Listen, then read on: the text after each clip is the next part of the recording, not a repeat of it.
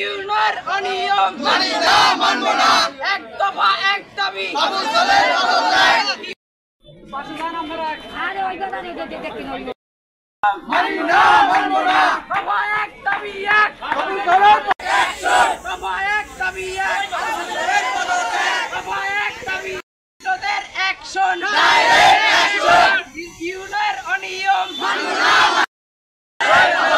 দফা এক দাবি এক আবু সালেহ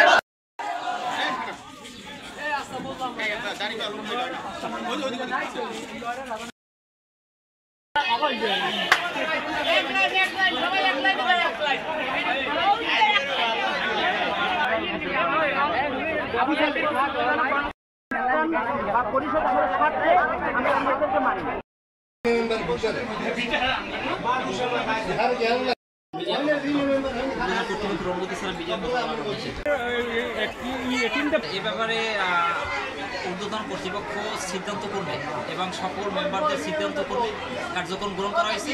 বিস্তারিত আরো যদি জানা লাগে তাহলে আপনার উপজেলা নির্বাহী অফিসারের সাথে কথা বলবেন। আমি আর পারবো না, স্যারের সাথে কথা বলেন, স্যারের সাথে একটু কথা বলেন। আচ্ছা, স্যারে তো ছিল না, সাক্ষর নিছেন আপনি। স্যারের সাথে বসে কথা বলেন। জানাইতে বলছে, মোবাইল জানাইতে আপনার মোবাইলে জানাইতে বলছে, আপনার ডকুমেন্টস লাগবে না? অফিশিয়াল ডকুমেন্টস নোটিশ করে হাজিরা খাতে স্বাক্ষর করছে। আপনি স্যারের সাথে আবেদন করেন, আমি আপনার সব তথ্য দেখাবো।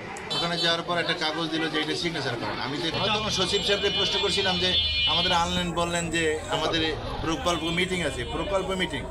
তবে এই ব্যাপারটাকে আমি এত কিছু জানি না, এটা তো আসলে একান্ত টিওনো সাহেবের ব্যাপার। প্যানেল বাদ দিতে হইলে সেখানে ম্যান্ডেটের প্রয়োজন আছে, তার আগে কাউন্সিল হওয়ার কথা, কাউন্সিল আমাদের বসার কথা। এবং আমাদের যেহেতু চেয়ারম্যান নাই, ভারপ্রাপ্ত চেয়ারম্যানও নাই, আমরা প্যানেল দিয়ে এই পরিষদ চালাই। সেক্ষেত্রে আমরা আমাদের ভালো মন্দ টিওনো সাহেবের জানাবো, সে যে ফয়সলা দেবে সেই অনুযায়ী আমাদের কাজ হওয়া উচিত।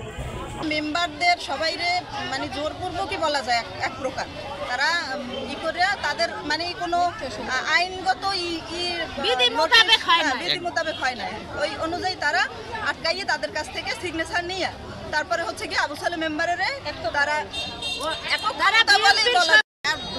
সকল মেম্বাররা মিশে সম্মতিক্রমে দর্শক নিয়ে সবার মতামত প্রকাশ করে সে চেয়ারম্যান হবে না।